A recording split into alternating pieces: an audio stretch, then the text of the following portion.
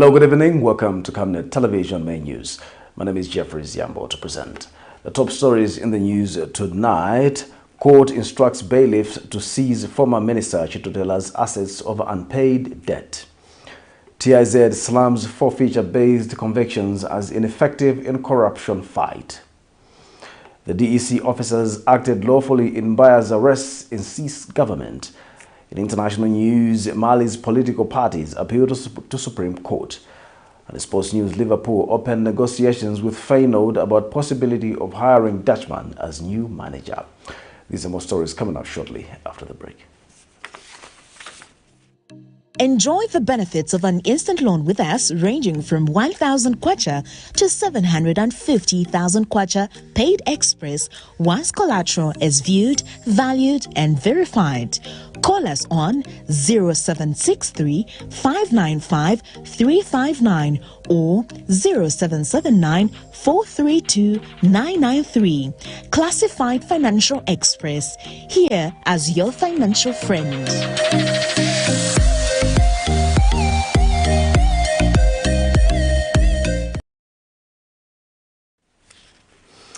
Hello again, the news in detail. The National Union for Public and Private Educators of Zambia, UNPAID, has advised parents and guardians to pay their children's school fees in advance, taking advantage of the end of the month. According to UNPAID Secretary General Charity Tembo, the one-week school closure would not negatively impact learners or teachers, as the full 13 weeks of learning will still be completed. Meanwhile, private school head teacher Onesta Kumwenda believes the one-week closure is insufficient and wishes for a 2-week extension to allow learners and parents adequate preparation time for the second term. More in this report. The academic calendar was disturbed by the escalating cholera cases the country was recording, which led to the government, through the Ministry of Education, announced that all primary and secondary schools would remain closed as one of the interventions to mitigate the further spread of cholera. In his statement over the reopening of schools, Education Minister Douglas Siakalima said schools would only reopen on the 29th of January and close for Term 1 on the 26th of April instead of the 5th of April 2024, and reopen for Term 2 as scheduled on 6th May 2024. The minister advised parents and guardians to ensure that they prepare their children for Term 2 even before the Term 1 closes in a view of the short holiday time. The term comes to an end this Friday. Whilst the closure was communicated earlier, community has mixed feelings over the one-week closure of schools. A private school head teacher says the duration might be too little for parents to source for funds in a space of 1 week. Madam Onesta Kumwenda tells Camnet News that private schools will feel the pinch as resources will not be available in time to run their institutions. It's not time because children needed to rest, and also parents needed to raise money, and money has become so difficult. So much as we appreciate the government, they have the schedule, the target for us to finish the year well. It would have been good if the Term 2, 3 weeks, the first week we get it, so that we have 2 weeks break, Term 1 in April in this case, and then the other 2 weeks also. Then we leave the third term to flow normally. And National Union for Public and Private Educators of Zambia, UNPAID, says the one-week closure has no negative effect on learners, but has urged parents to utilize the month end and prepare their children for the 6th of May. 1 week. 1 week actually is bringing out the result of a full term of 13 weeks. You know, after opening, you are going to see that the recoveries, makeup and everything of the learners through the teachers will be done, and the learners won't lose anything. So with us, we are very comfortable and we are happy that they're just closing for 1 week. Equal of children in boarding schools. Please, we are urging you, we are appealing to you, can you make sure that this month end, as we have resources, in whichever form income. Let us make sure that we pay for our children in schools, so we buy them grocery, whatever they will need, books and all that. Once we prepare for them, the other weekend coming, it will just mean sending them back to school. Meanwhile, some pupils had this to say. According to my opinion, I think closing is not enough for us, because when you look at only attended class for about 2 months, which is not enough for us. We're supposed to maybe stay in school for 3 months, which was going to be better. But looking at time, us closing, the 1 week at least would have done something better. So I think it's something which is maybe it's going to affect others who are behind and who have not covered some other topics. Teachers have been on us hardly, so I think closing schools is okay, because even 1 week break is enough for us. Cherish Sibote for Camnet News, Lusaka.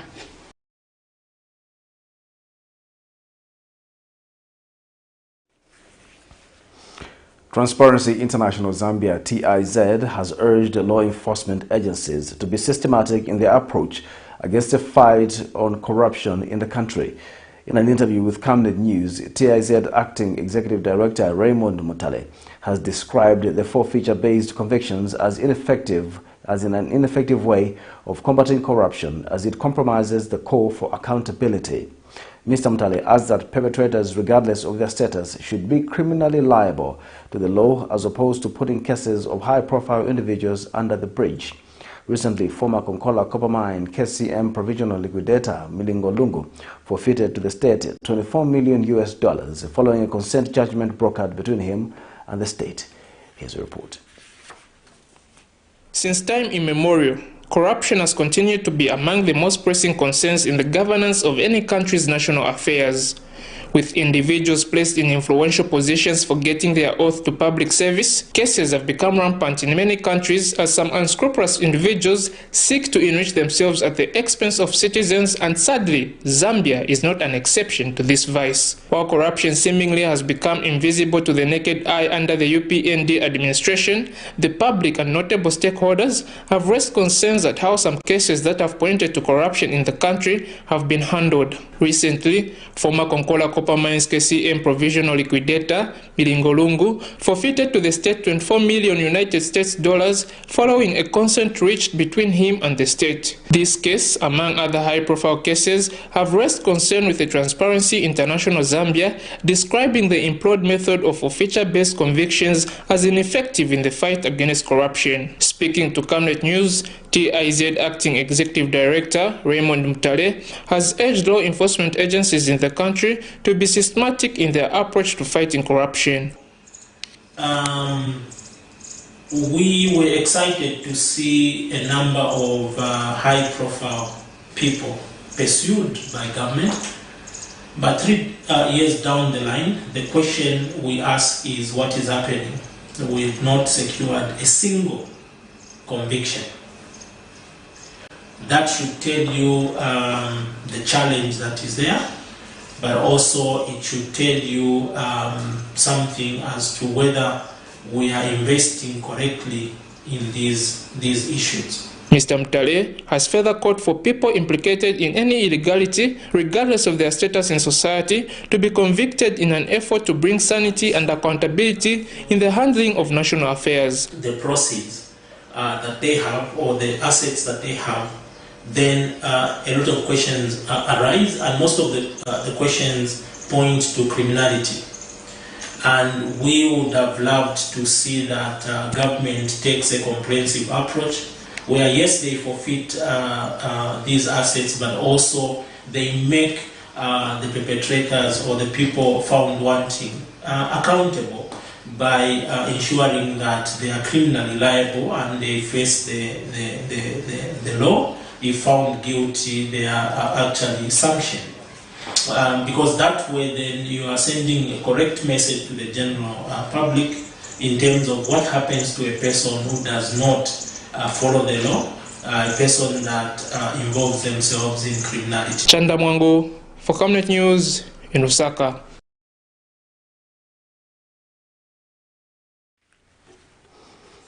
Government has dismissed assertions that Opposition Patriotic Front member Martin Mbaya and an associate to former President Edgar Lungu, was harassed by officers of the Drug Enforcement Commission, DEC, on Sunday, the 21st of April. Addressing the media Wednesday afternoon, Information and Media Permanent Secretary Tawo Kabwana expressed concern over the statement issued by former President Edgar Lungu on his Facebook page that Mr. Mbaya was dragged out of church by DEC officers when in fact not. Earlier, the former head of state issued a statement on his Facebook page where he called for the international community to look into the continued harassment of individuals by law enforcement officers, which is affecting the country's democracy. That officers went and crashed into the church to go and arrest one of his close associates, Mr. Mbaya. I want to make it very clear to the nation that that position is not correct. His Excellency President Edgar Lungu is not telling the truth. Yes, Mr. Mbaya was in church, and the Drug Enforcement Commission officers went to church, and he came out of church and had a conversation with the officers, and they went with him to their vehicle, and even at in the vehicle he cooperated. Even in the vehicle, Mr. Mbaya asked that he should call his lawyer as they were going with him to his house. The officers obliged. They called his lawyer, and his lawyer was present by the time they were arriving at his house with the officers. So even when they were conducting the search at his residence, his lawyer was present. Where is harassment in that? Where is misrule in that? Later on, he was arrested, and later on, he was given police bond. So this is the rule of law that we're talking about. Not man, but the rule of law. You are arrested, you are charged, you are arrested, and you are given bond. So it is not correct for President Lungu to give an impression that he was harassed from church, roughed up, picked up from church, broken into the church to pick him up. Far from the truth, nothing like that happened.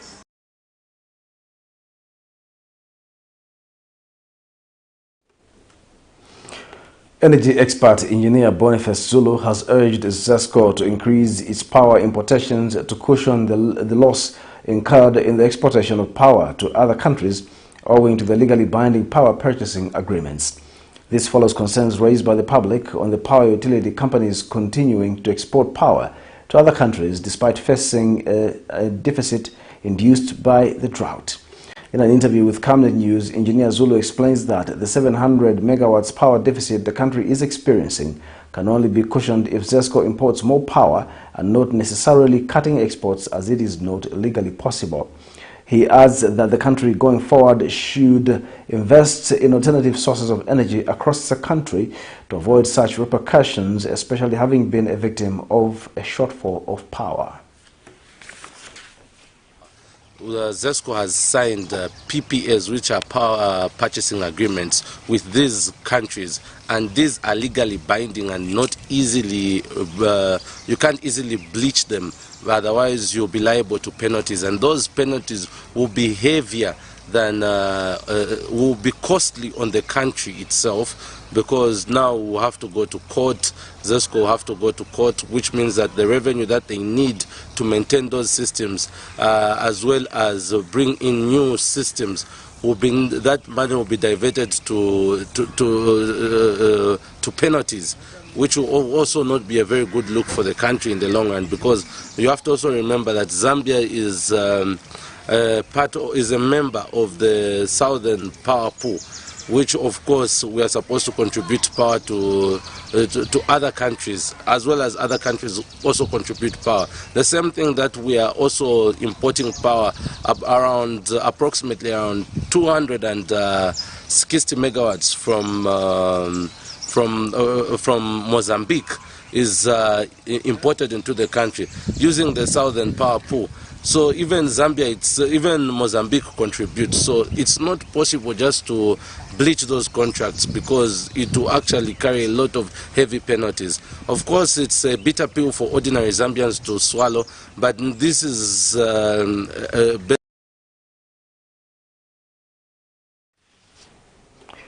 Young Women Christian Association says justice must prevail for Mary Mwansa, a woman who was allegedly beaten by a police officer in Pongwe for seeking justice for her 14-year-old daughter.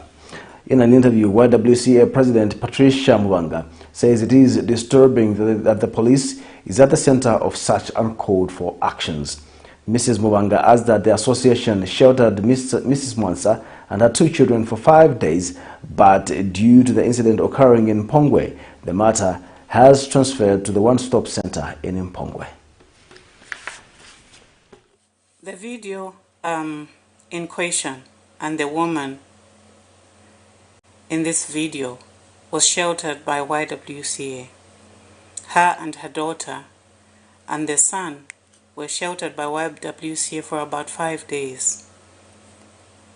But because of where the matter happened and considering the logistics, YWCA transferred the matter to the one-stop center in Mpongwe district, who were supposed to be facilitating the matter and also ensuring that the woman and the young girl, the 14-year-old girl, were safe. It is disturbing and very alarming to the Zambian people that we wake up to this matter, that the police is at the helm of such kind of atrocities. We want to see an environment where the police really are a friend to the community. But however, in this case, it's a different dynamic because this particular policeman is a perpetrator in this matter. And most policemen or most service people, uniformed people, have gotten away with a lot of cases such as these ones, where they inflict pain.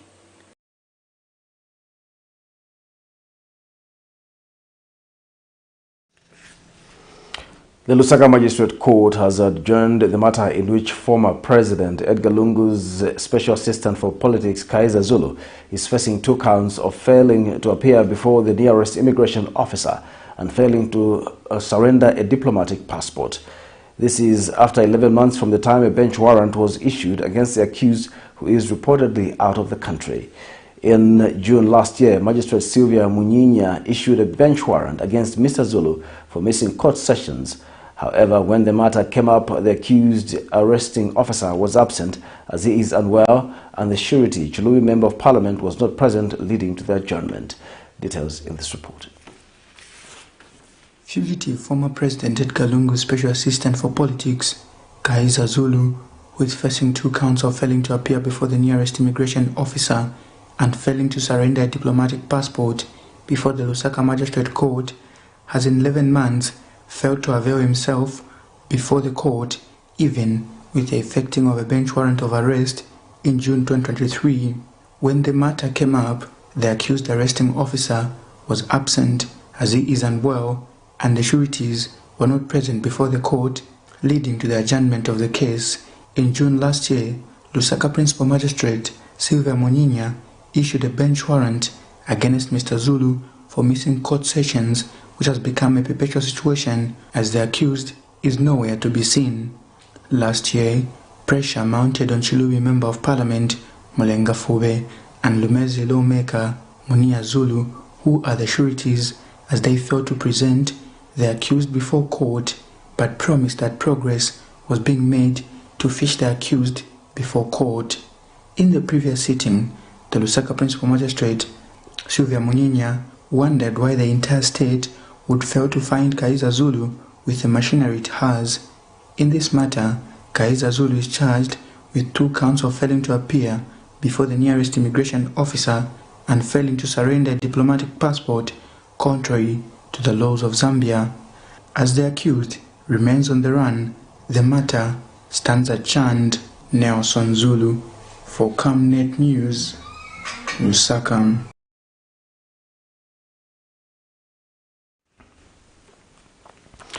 The Economic and Financial Crimes Court, High Court Division, has issued an order instructing the bailiffs to grab former Tourism Minister Ronald CHITOTELA'S goods and chattel as a means to raise more than 5,960,000 kwacha to pay a construction company which he owes money after it built a house for him in Chongwe area in Lusaka. This follows a judgment order of the Economic and Financial Crimes Court that ordered Mr. CHITOTELA to pay Azadi Investments Limited the sum of 5,960,000 kwacha, being the balance of the principal amount owed to the company and also interests at the short term of Bank of Zambia's rate being 9.5%. Details in this report.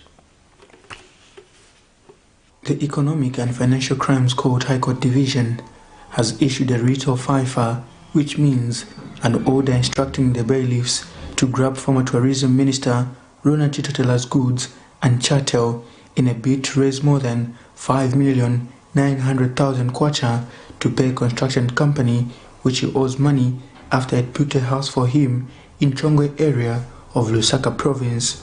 This followed a judgment order by the court ordering Mr. CHITOTELA to pay Azadi Investment Limited the sum of 5,960,000 kwacha as the balance of the principal amount owed to the company and interest at the short-term rate of 9.5%, according to the writ of FORFEITURE addressed to the Sheriff of Zambia and his bailiffs. The Pambashe lawmaker is commanded that the goods and chattels be grabbed from him. The writ further indicates that the said sum of money and interest was recently before the High Court in an action where Azadi Investment Limited cited Mr. CHITOTELA and the Anti-Corruption Commission as respondents. The construction company claimed before the court that on August 6, 2018, it entered into a construction agreement for the construction of a residential house situated in Chongwe on behalf of Mr. CHITOTELA at a sum which was due after the construction of the house, paid at 9,650,000 kwacha plus the corresponding value added tax.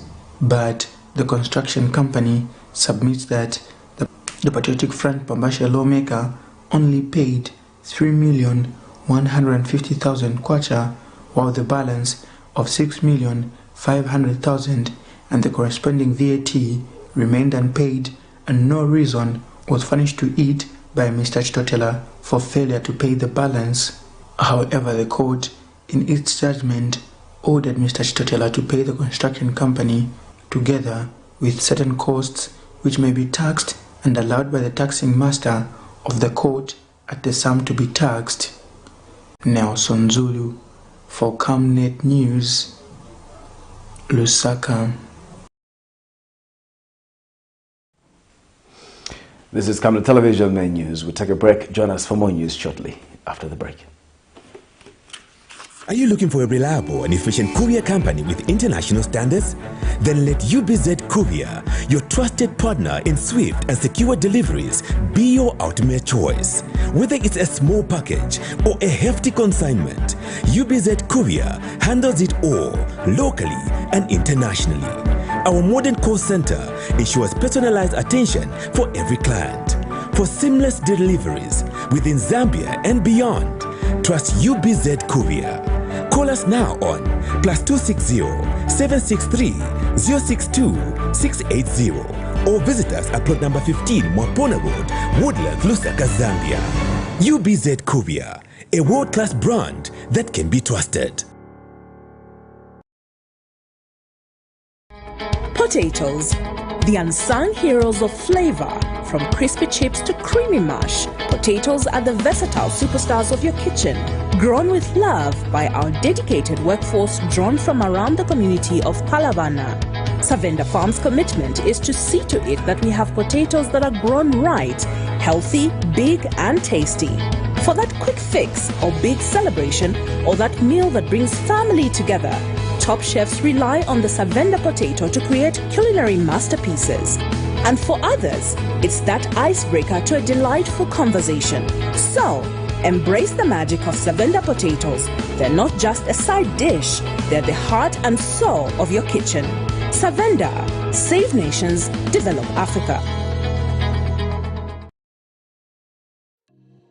Enjoy the benefits of an instant loan with us ranging from 1,000 kwacha to 750,000 kwacha paid express once collateral is viewed, valued and verified. Call us on 0763 595 359 or 0779 432 993. Classified Financial Express, here as your financial friend.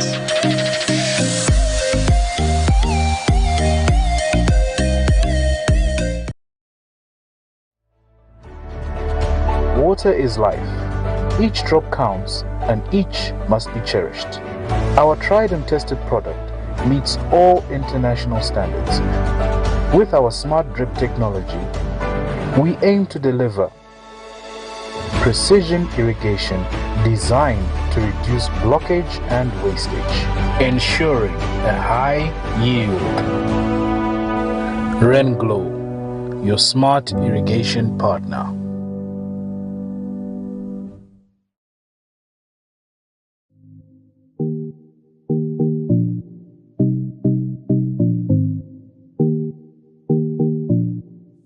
With this impending drought, it's time we look to alternatives of sustaining our crops.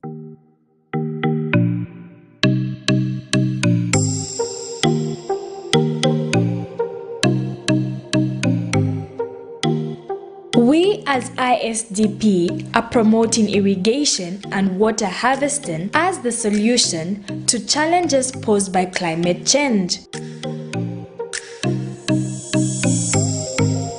Watch our 13-week series as we unfold the solutions for our crops.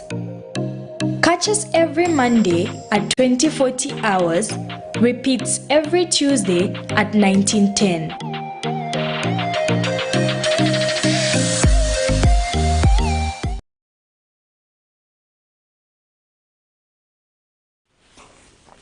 Welcome back. We'll continue with the news. Republican President Hakainde Hichilema has called for collaboration among the defense forces in the southern region in addressing the regional challenges affecting the continent. Speaking at the African Land Forces Summit in Livingstone, President Hichilema underscored government's commitment in seeking dialogue with other countries to provide solutions to the social and economic challenges that are affecting various countries within the southern region. The head of state stressed the importance of upholding peace, security and stability to spearheading economic growth, among other mandates in various sectors of the countries in Africa. The summit is being held under the theme Regional Solutions to Transitional Problems. It's possible to keep all our countries in a self-secure position. That's important. Not to Mozambique alone, not to DRC citizens alone, but to all of us in the region. And we do believe, we know that other regional community or bodies are working hard to keep their regional organizations secure and safe.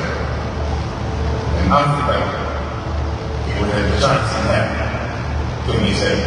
All our regional bodies are safe. How important we consider peace, security, and stability.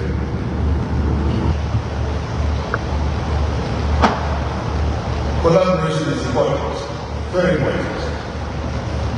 Let me clearly state that this gathering provides a valuable opportunity to share best practices.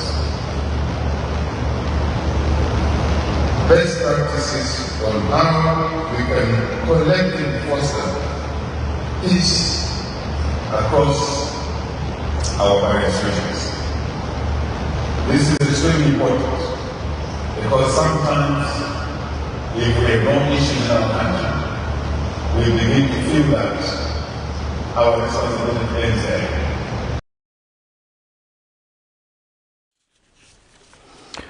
Minister of Health Sylvia Masebo says child vaccination is estimated to prevent approximately 2 million child deaths every year from common vaccine-preventable illnesses. Ms. Masebo adds that the immunization challenges have a potential to derail the attainment of sustainable development goals for national development. She states that the government has thus increased financing to the health sector since 2021, prioritizing efforts to ensure increased financing for the health sector in general and the immunization program in particular. The minister said this when she officiated at the launch of the Africa Vaccination Week with the commemoration of the 50th anniversary of Expanded Program on Immunization (EPI) in Lusaka today. Our government of Zambia and our able leader, His Excellency, the President, Ms. Hakainde Hichilema, realizes that these immunization-related challenges are a bottleneck to reducing child morbidity and mortality. These challenges have potential to derail the attainment of sustainable development goals for national development. I want to put it the other way, that these challenges have the potential to increase the number of children. There are under 5 who are dying every day in our health facilities. With this realization, the government has been increasing financing to the health sector since 2021-2022. We're calling on governments to prioritise investments in immunisation and to protect future generations. In lower and middle income countries, it means committing to reaching zero-dose children. You saw the graph. We're seeing a trend which is gradually going upwards, and it's really, really important that we reach these children because, as the previous speaker says, if a child is not immunised, likely that child isn't being supported by any type of health intervention. So immunisation is often the first entry point, and it's so important for every child. We need to make sure that we strengthen program for cross-border collaboration because we are not here in isolation. We need to strengthen those borders with Malawi, Congo DR, Zimbabwe, and Tanzania. I know that those of us who come from the north in Nakonde area, we do get fair share of programs there in terms of public health interventions. So we need to really strengthen the cross-border. Just like in malaria, we can't talk about malaria elimination in Zambia alone. We need to be talking about cross-border strengthening and collaboration. You're watching Camnet Television's main news. We'll take another break. Join us for international sports news shortly. Enjoy the benefits of an instant loan with us ranging from 1,000 kwacha to 750,000 kwacha paid express once collateral is viewed, valued and verified. Call us on 0763 595 359 or 0779 432 993. Classified Financial Express, here as your financial friend.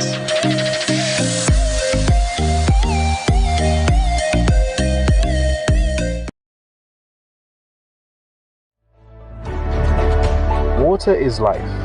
Each drop counts and each must be cherished. Our tried and tested product meets all international standards.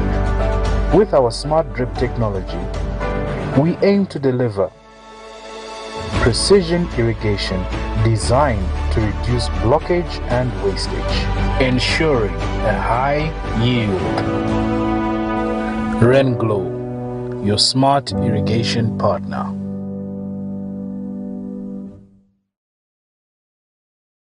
Get all the latest updates in court news only on Camnet TV. We take you and make you feel part of the court sessions through our in-depth coverage of the adjudication process. Get informed on those who have been arrested, delayed and denied the police bond or bail victims, persons taking plea, court adjournments, verdicts, and those administration issues in the judiciary. Camnet TV is on channel 274 on DSTV, channel 25 on GoTV, and find us on channel 106 on Topstar. You can also follow and give us a like on our social media platforms. Camnet TV, not just another channel. Welcome back. And in international news tonight, a group of Malian political parties and civil society organizations appealed to the Supreme Court on Monday to annul the junta's ban on political activities. In a statement, the group said they are appealing to Mali's top court with the aim of annulling the decree which they consider tyrannical and oppressive. Here's a roundup of international news for more. The UN Special Representative on Sexual Violence and Conflict reported to the Security Council on Tuesday that wartime sexual violence had increased by 50% in 2023 compared to the previous year. Pramila Patton added that sexual violence in conflict remains a chronically underreported crime. This year's report, Mr. President, highlights an unprecedented level of lethal violence used to silence survivors in the wake of sexual assault. In 2023, reports of rape victims being subsequently killed by their assailants surfaced in the Democratic Republic of the Congo and Myanmar, demonstrating the need to strengthen forensic capabilities, investigations, and accountability processes that ensure the protection of victims and witnesses. The president of Darfur Women Action Group also spoke about the war in Sudan's impact on sexual violence. It is worth noting that without the spread of weapons, the levels of sexual violence we are currently seeing in Sudan would never have occurred. As the panel of experts reported to you, the warring parties in Sudan and their external enablers have continued to violate the Security Council arms embargo on Darfur. The report covers 21 situations of concern, including Israel and Gaza, Sudan, and the Democratic Republic of Congo.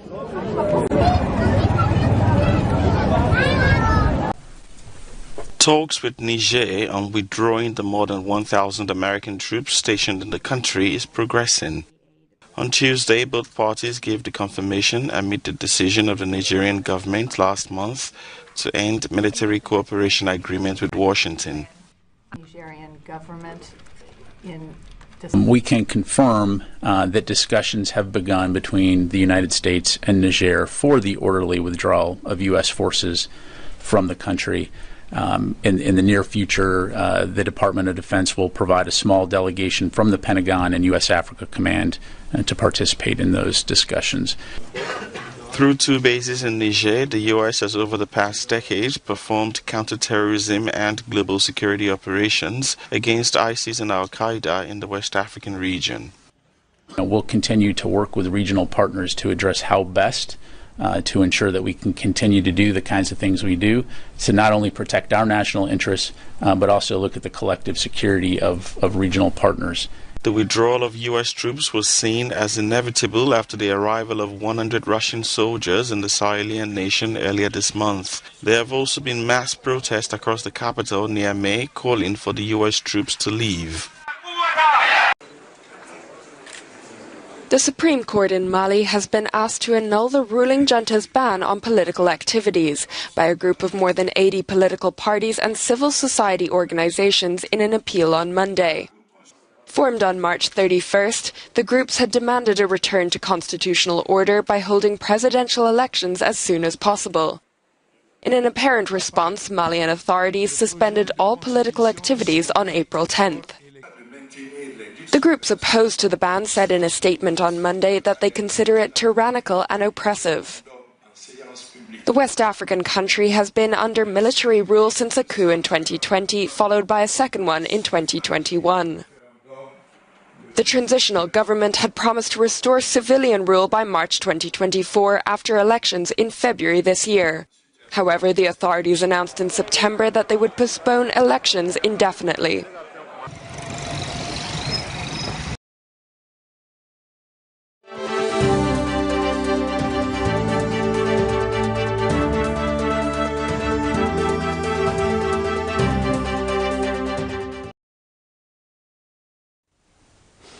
In sports news tonight, Liverpool have opened talks with FEYENOORD's INSTRUCT about the possibility of the Dutchman becoming the next Liverpool manager.